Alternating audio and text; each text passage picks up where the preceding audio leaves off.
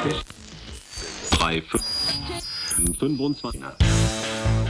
this episode, we try to wrap our tongues around some of the most common English words that have been Thai-ified. So if you've ever been unable to recognize a Thai word only to realize it's actually an English word with Thai pronunciation, you'll laugh at this episode of the Bangkok Podcast.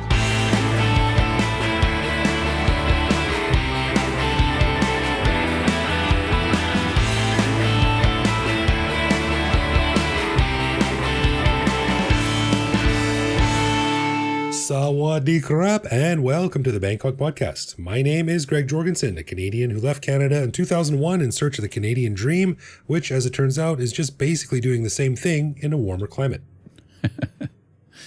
And I'm Ed Knuth, an American who came to Thailand on a one-year teaching contract 24 years ago, fell in love with wondering what that roaring sound was outside my window, and realizing, oh, the rainy season has started, so I never left. I find that sound comforting, actually. I really like rainy days. So it's funny. I like the sound of rain, but I mean the particular sound of when a torrential downpour starts. Yeah. It doesn't. Yeah. It sounds like something is roaring outside. It sounds like a semi-tractor trailer is barreling down the street or something. You know. Yeah.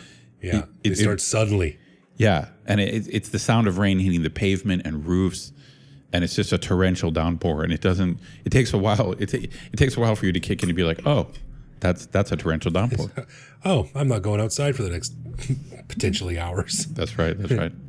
Yeah. All right. We want to give a big thanks to all of our patrons who support the show. Patrons get every episode a day early, behind-the-scenes photos of our interviews, a heads up to send questions to upcoming guests, and access to our Discord server to chat with me, Greg, and other listeners around the world.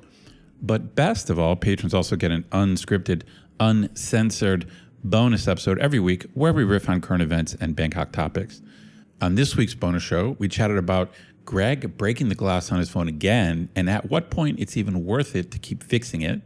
A story about how AI and facial recognition are enabling Thai police to catch bad guys as soon as they step in front of a camera. And a discussion about some foreign exchange students at my university who seem to be trying to take advantage of the system, and whether or not my refusal to play along was the right thing to do. To learn how to become a patron and get all this good stuff, plus full access to over 700 bonus and regular back episodes, click the support button at the top of our website. I think it was the right thing to do, man. I'm on your side. Thank you. All right, before we get started, I want to do a quick shout out to our buddy, our pal, our friend Matt. And he wrote us a nice email, Ed, that referenced a show that we did a while ago where we were talking about all the really popular Western songs that you always hear being played by house bars in Thailand and Bangkok. But his message said, I meant to write you about this a few months ago. On a show recently, you mentioned that the Thais like the John Denver song Country Roads. Now, when I heard you say that, I bust out laughing. I work in international agriculture, and one of my current assignments is to get apples from the eastern U.S. into Thailand. I've probably had some of those. I love apples. These talks are going well, and we should have approval in the next few months. A prerequisite for this happening, though, was me escorting 2 Thai scientists and an official from the U.S. Embassy in Bangkok around the U.S. to look at apple industries of Michigan, New York, Pennsylvania, and Virginia. We had just finished the Pennsylvania visit, and I was driving the 3 Thais to Virginia when the interstate crossed into West Virginia. As soon as we hit the state line, all 3 Thai officials erupted into country roads. They were excited to be in West Virginia. I asked, how do you know this song? They laughed and said, everyone in Thailand knows this song. Great story. It's perfect. It's true. Yeah. Take me home. Oh, that's great. That'd be hilarious. Poor Matt driving along, and then all of a sudden these guys start screaming, jerk the wheel and steered off the road. Well, I love this topic. We've done a whole show on it, but I love this topic of trying to figure out why Thai people fall in love with certain specific aspects of Western culture. I love that topic. It's hard not to love John Denver. Agreed. Wholesomeness personified. Hey, I want to give a shout out to my buddy Sam. I ran into him out on Sukhumvit. Sam is a longtime listener, and he very graciously actually bought me a beer and paid for my nachos, which I appreciate. We actually had a good conversation about Thai language, which relates to our show tonight. So anyway, Sam, thanks for listening. Thanks for your support. And Sam, you owe me nachos now too. Apparently, yeah, that's the rule. That's a rule. You got to treat us both the same. There can be only 2. That's the rule of the Bangkok Podcast. It's a Highlander deep cut. All right, on this episode, we are going to have another one of our patented fun little discussions about the Thai language. Now, those who have studied Thai in any way have probably heard a lot of loan words from English. That is, words or phrases that have been absorbed into Thai and given their own unique spin or mispronunciation. Now, this is okay when you understand that this is a borrowed word from English that's been Thai-ified, but can be really frustrating when you don't know that and are trying to connect the dots that aren't there. And don't even get me started on reading English words that are spelled with Thai characters when you don't know that that's an English word, not a Thai word. That's right. So Ed and I have some words here that are very common and we find charming, but sometimes confusing. And we're going to discuss a little bit about what they say about how you are learning Thai and the frustrations and roadblocks you can sometimes find yourself smashing up against. So what do you think here, Ed? Oh, I love this topic.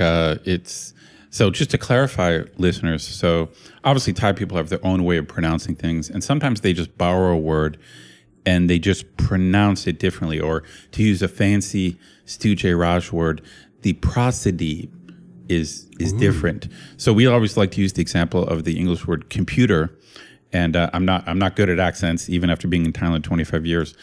But Thai people say something like computer. Is that about right, Greg? How can you give us your best computer? Yeah, I would say computer, yeah. Computer. So that is changing the rhythm and emphasis. But for this show, we wanted to do something beyond that. So there's a million examples of that. But what we want to talk about is English words or phrases that have been borrowed. So you get the prosody change, but you also get maybe some Thai pronunciation rules. So listeners, some of you know this, but others might not know.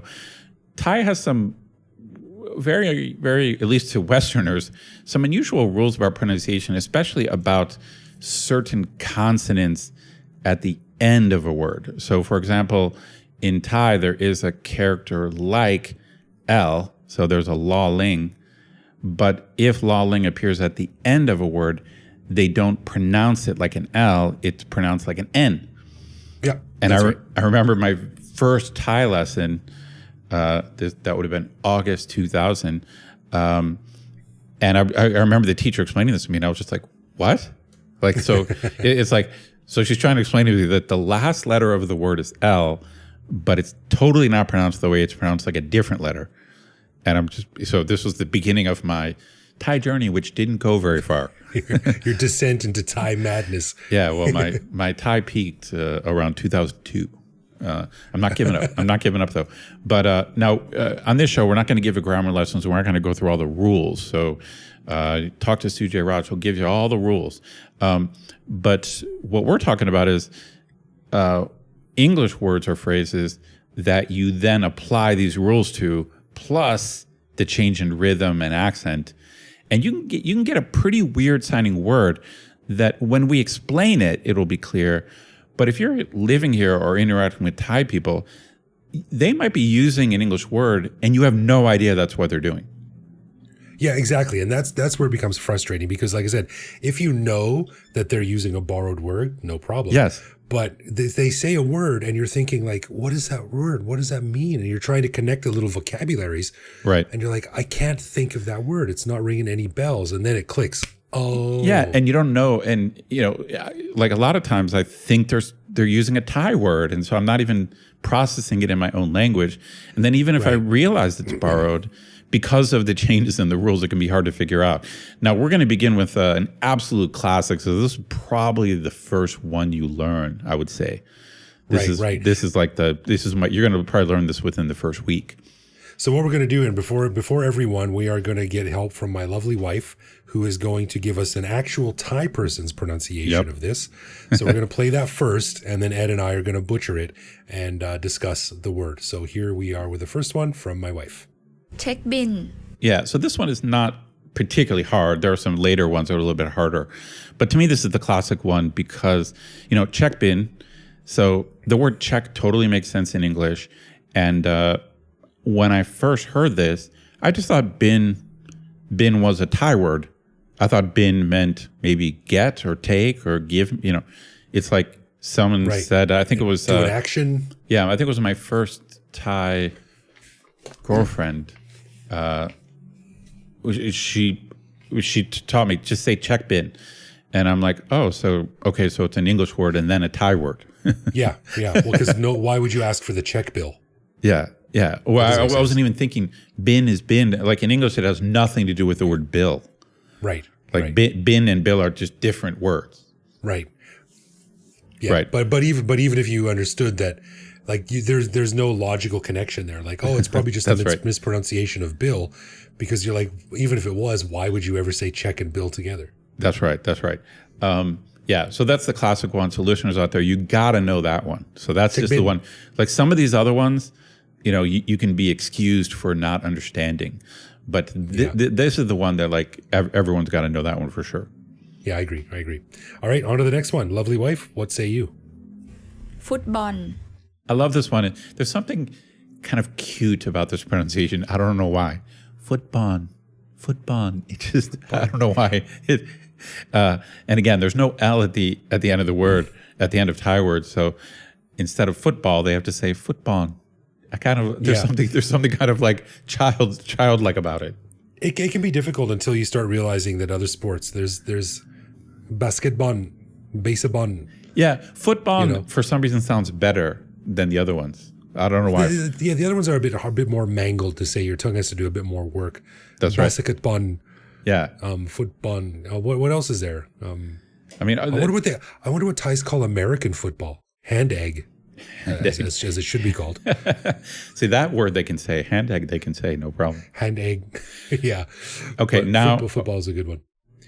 And of course, every time we talk a little bit about football and sports like that, I have to mention one of my all-time favorite football stories, where I was in a taxi years ago and the guy was asking me questions about where I'm from. And he's like, you like football? I'm like, no, I don't like it. Basketball? No. Baseball? No. Then he kind of skips a few beats and he looks in his rearview mirror and he goes, you like lady? Well, that's classic male. Apparently, the male mindset is universal.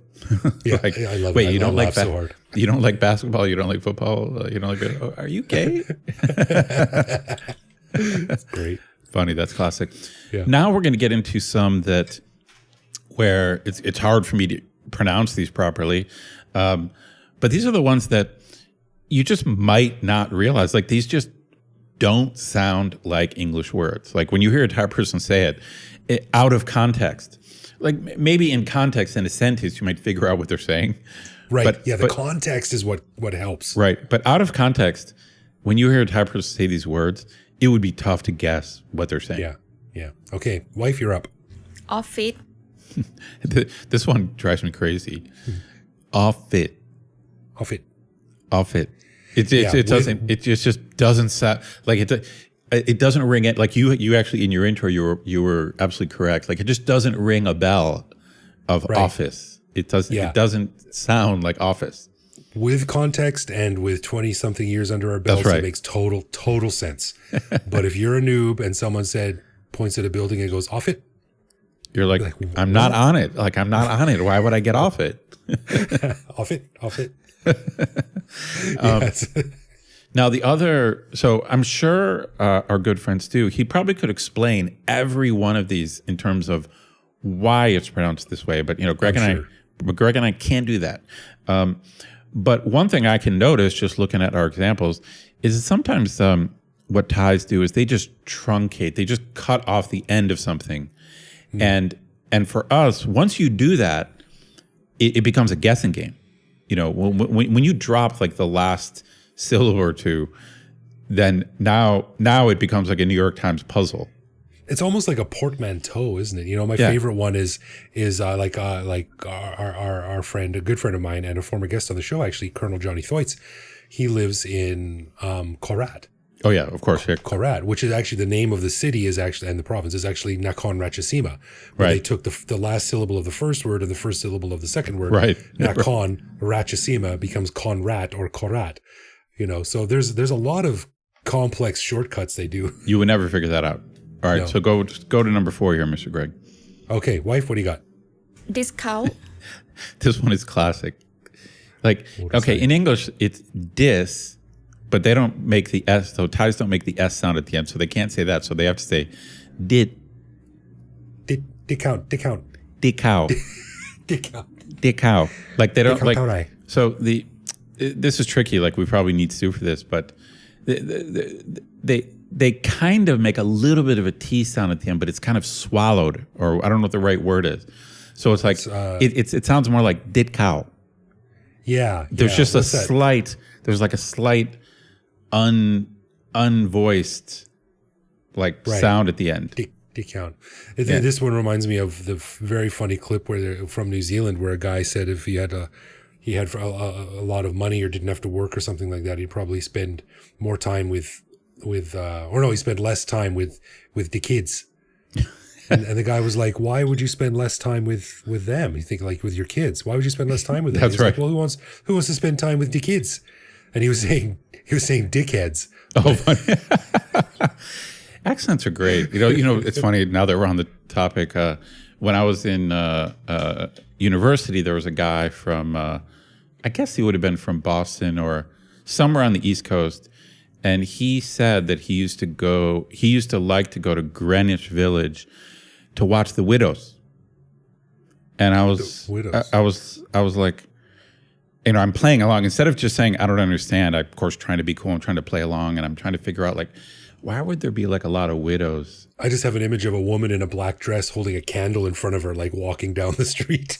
So I'm trying to figure out, like, is there some historical event that I'm missing? And he was saying weirdos, like in some Boston accent or something, like or Bronx. I don't even know where he was from, but it was just like, right. I like to go watch the Weirdos. All right, let me tell another story while we're on the topic of telling stories. Years ago, just before I came to Bangkok, actually, I was volunteering at an English school, and I was teaching this guy from South America some stuff, and he came to me with a question, and he said, I asked a guy in my building, an older guy, if he was retired, and he got really mad at me. And he was trying, and he's like, did I use the word right? And I said, well, what did you ask him? And I'm doing a poor accent here, but he said, are you retired? Oh, that's great. You know, and I was like, yes, okay, well, here we go. But anyway, yeah, you're right. You know, accents are fantastic, and they're funny, and they're fun to figure out. And they're dangerous. And hey, we probably should have done this at the top of the show, but the standard disclaimer applies. We're not making fun of the Thai language here. Of course not, no. And no, not at all. And let me just also go back to my favorite thing about English. This is a slogan, a poster I saw in a class one time, and it said, English is weird. It can be understood through tough, thorough thought, though. Right. And if you see that sentence typed out, you realize how ridiculous English is. Anyway. English is the most absurd. Might be the most absurd. Yeah. All right. What do we got for the next one? Wife, lead us along. motorcycle. Okay, so this one again is classic. Now, if Thai people say moto sai, you might figure it out. But here's the truth, and I was mentioning this to Greg before the show.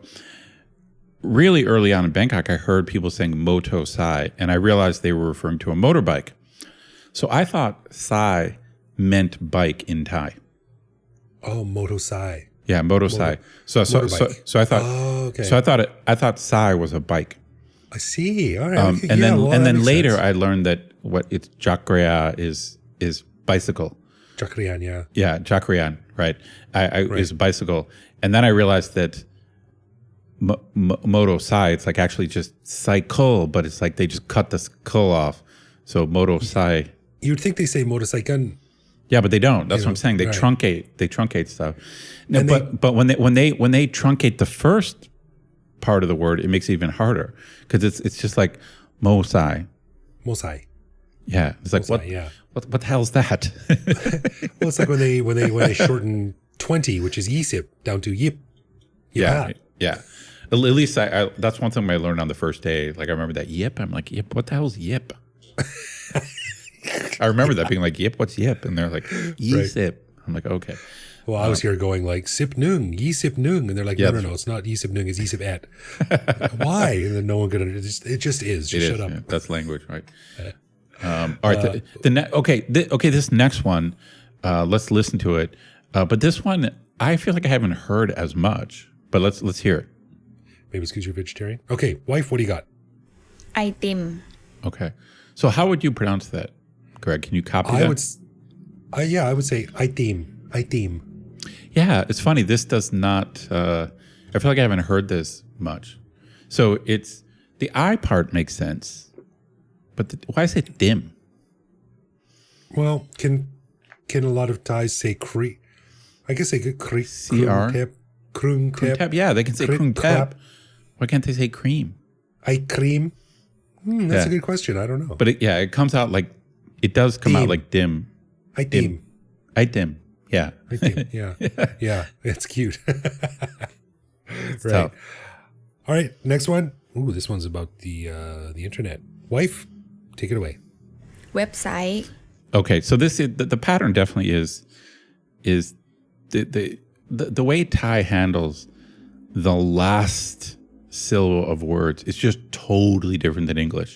In English, the end of a word really matters.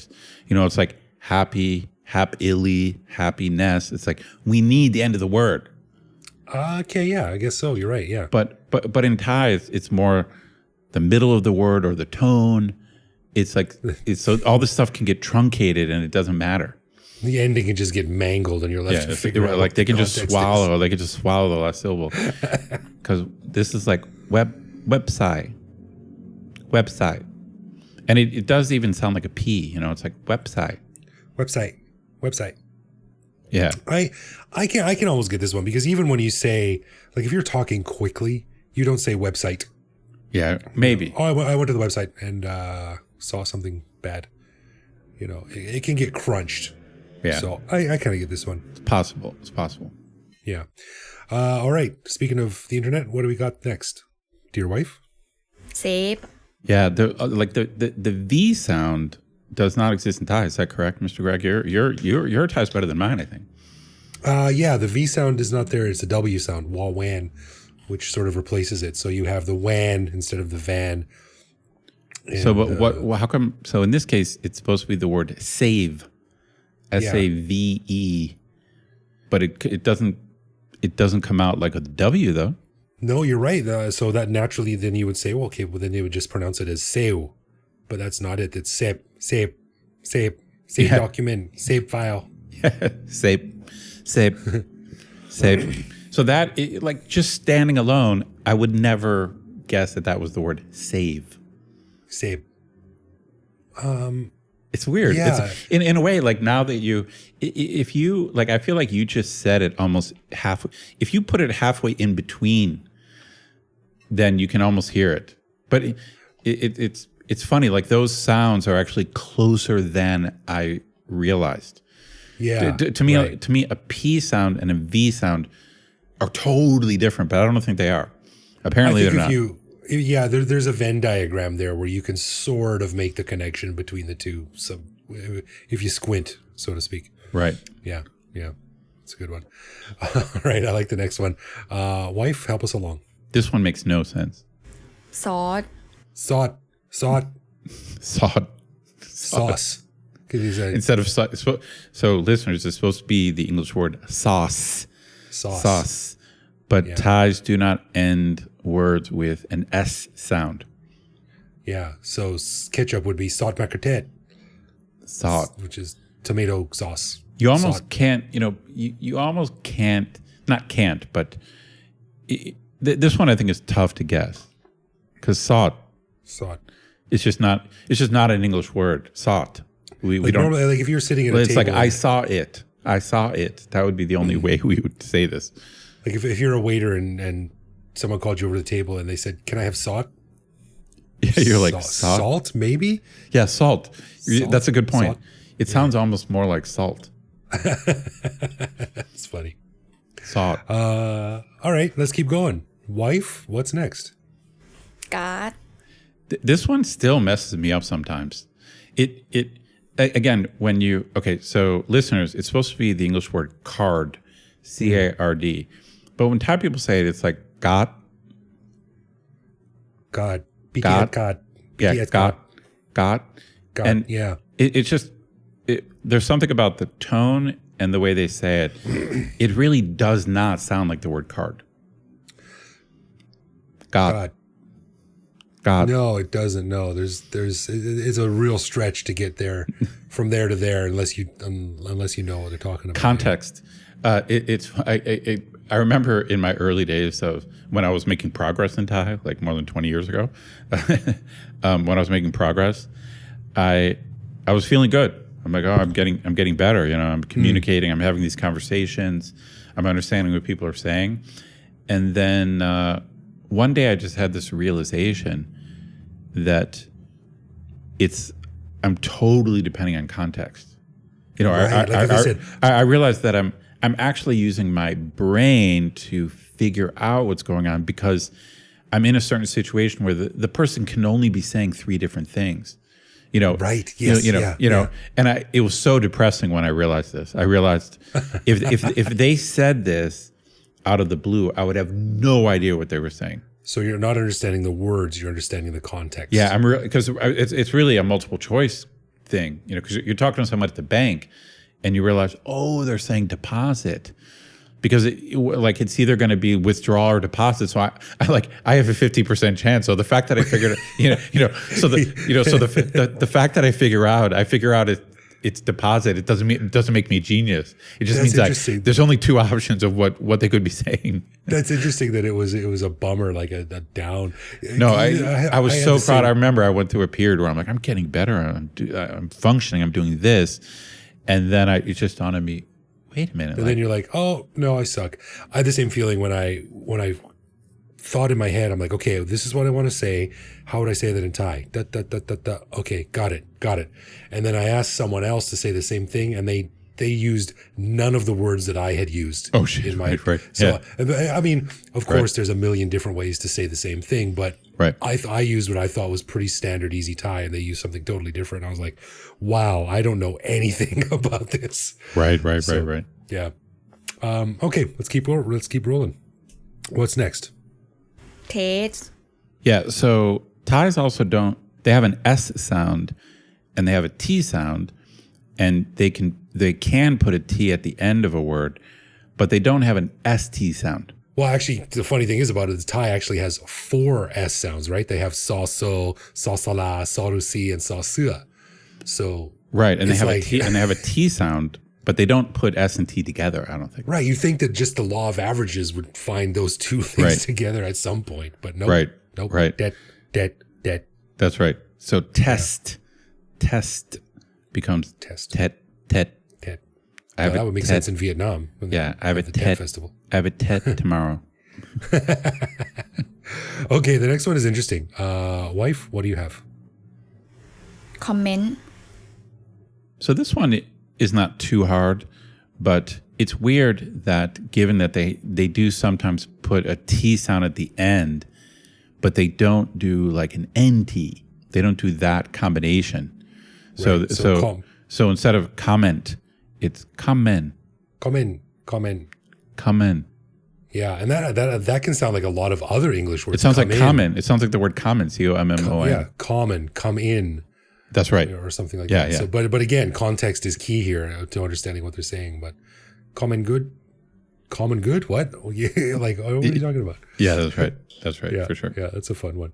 The next one I think is actually really cute. And I actually really like how my wife says this particular word when she exaggerates a little bit. So help us out here. chui And I think Stu pointed this out in our last thing.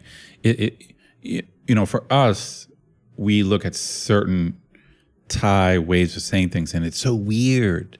But then we have to put ourselves in a Thai person's shoes because they're just like, they're like the word bill. They're like bill, like for them for them putting the L at the end. They're like, that's so weird.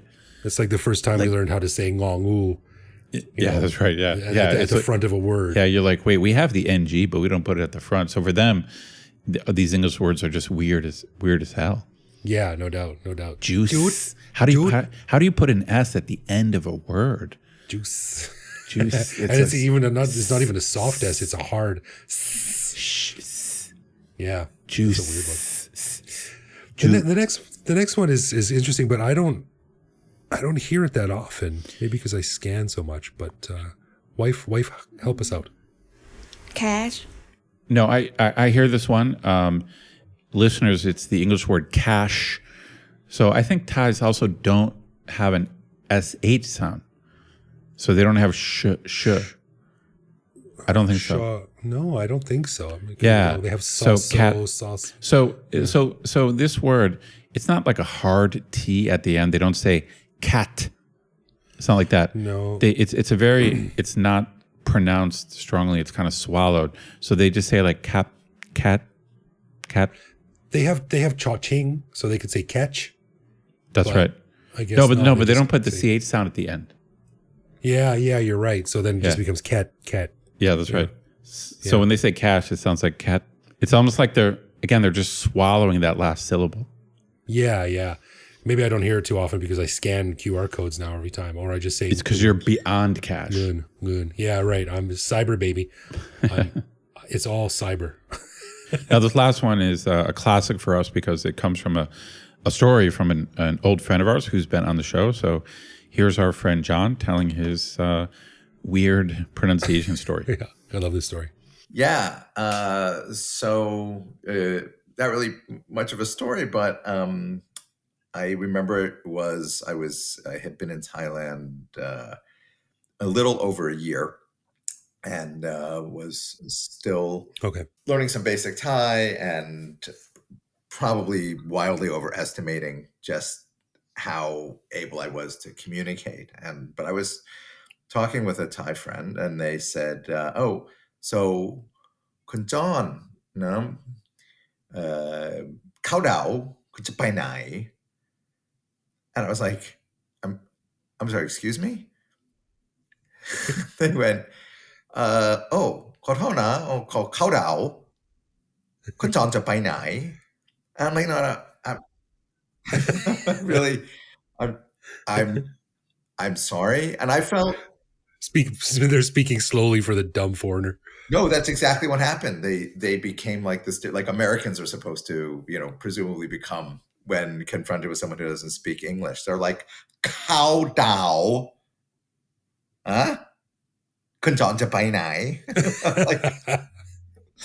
And I think I was sort of new enough with my Thai that if I didn't understand something, now I just go, I have no idea what you're talking about. But I was hemming and hawing, and I was like, honestly, I have no idea what you mean. They're like, Khao Dao. And I'm staring blankly, and they're like, Hui. 19, 7. And it suddenly dawns on me that it was just about a year because I moved here in November of 2004, and it's coming up on Christmas and New Year's. And I'm like, oh, New Year's Eve. They're like, Chai, Oi, Kun John, Khao Dao. Like, oh my God. And it was so, I could find no purchase in Khao Dao, like that. This exchange happened for probably the first 5 or 6 years of my time. Like every year I would have another Khao Dao experience. I'm so sorry. I have no idea. Like my confusion was both genuine and palpable, That's my Khao Dao story. It's a very good lesson too, because you felt probably like a Thai person feels when we say Charan Krung instead of Jaran Krung. Yeah. No, they're just like, what are you? Well, what language is this? It was a great object lesson in exactly what it's like to talk to me most of the time. Yeah, I remember the first Thai word that I could read in the wild was I was in some taxi and we were idling at the Asok intersection and Sukhumvit, and there was a no parking sign, and it was indicating, the period in which there was no parking, and I was like, the lot,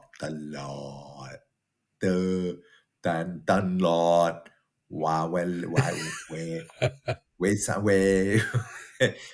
20 minutes, but like Benedict Cumberbatch cracking the enigma had nothing on me when I finally got it. The fist pumping, and that was just humiliating.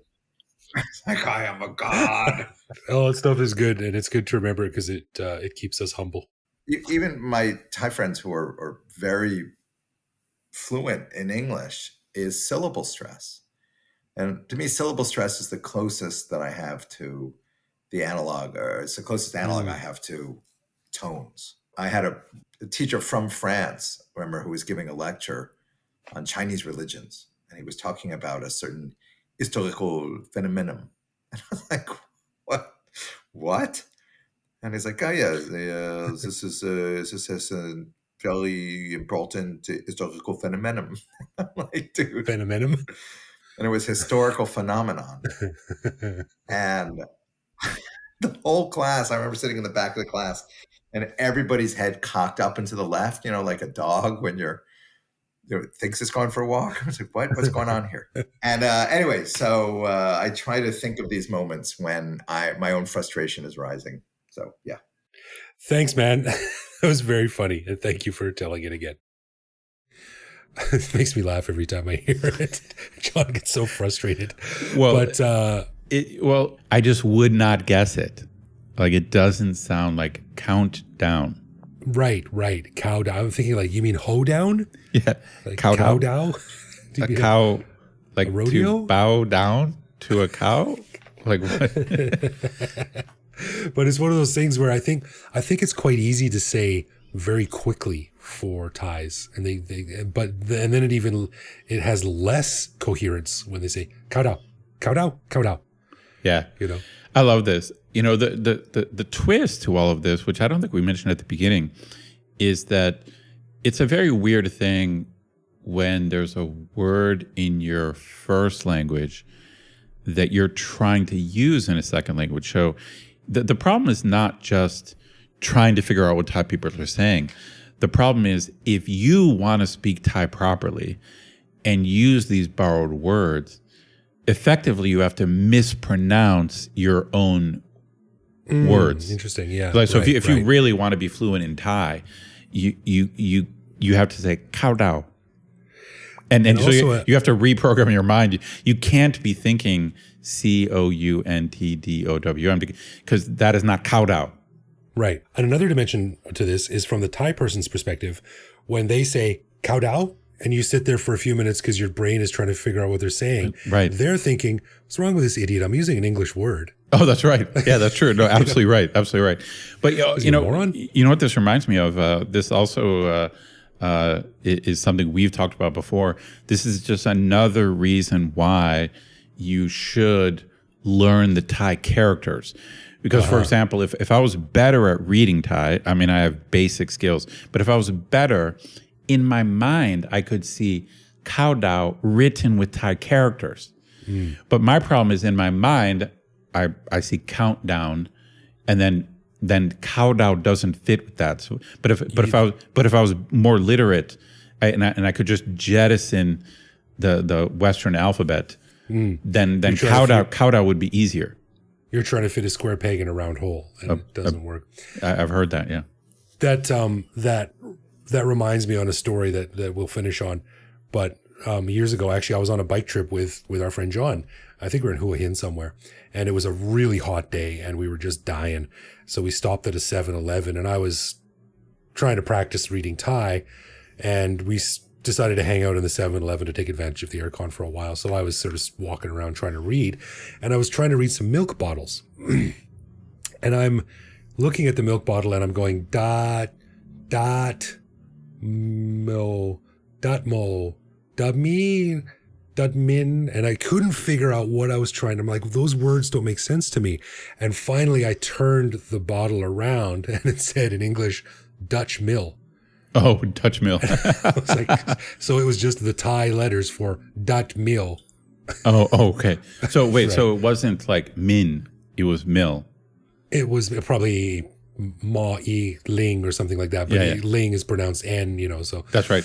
No, this happened to me before. This happened to me with the English word chill, CHILL, which Thai people borrow. Okay. So I was reading a sign about a party, and I was working on my Thai, and I had a Thai dictionary, one of those, back in the day, there were these Remember the talking dick? Yeah, talking dick. Yeah. Yeah, I had one of those things, and I'm trying to figure out what I was reading, and I couldn't find a Thai word that was like Chill. I'm like, it's not in the freaking dictionary. Like, it's not. It was like so, and then I had to ask a Thai friend, and they're like, oh, it's chill. And so it was an English word, just written in Thai characters, and I'm in a Thai dictionary, but it didn't have the borrowed words in it. Oh, that's maddening, isn't it? That's so funny. Brutal. So I'm reading my own language that I can't identify, like a simple word like chill I couldn't identify. Something so easy is just a massive barrier. Yes, man. Yes.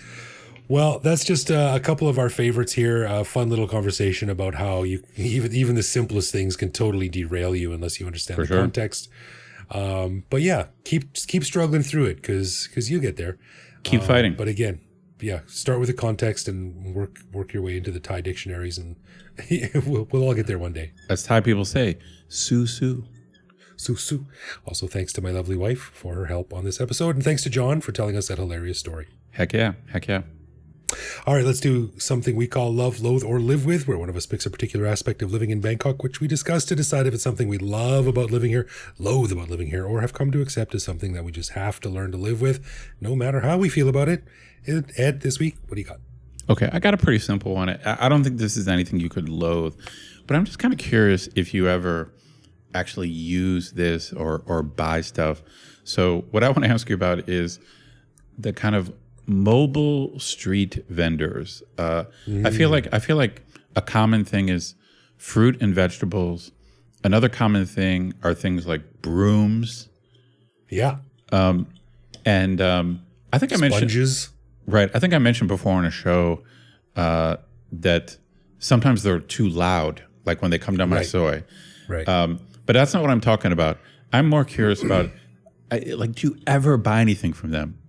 Like, so this is really like a love would mean you actually buy stuff. A live with would mean like, it doesn't bother me, but I don't buy stuff, like, because I have my take on this too. Have you ever bought, or like, No. like they're coming down the street, you're like, oh, I'm going to go buy some guava. This is my opportunity. This is my chance. They're kind of remnants of an older time when there wasn't like a 16-story condo on a soy. When there was just like single-story houses, and all you had to do was walk out of your front door, and the guy was right there. Right, but right. I hear them in my soy now, and I'm like, I'm not putting on my shoes and walking down to the elevator and going downstairs to buy a broom. Like, even if I need one, I'll just get one on my next trip to the store or whatever. I think they aspire to be the ice cream truck. That's what they're trying to do. They're trying to, I mean, not that they're intentionally copying that, but I remember as a kid growing up in American suburbs, you hear the sound of the ice cream truck and you go running. Yeah, it was the old Eddie Murphy bit. Ice cream! Or rather, ice cream! That's right. That's better. That's better. Yeah.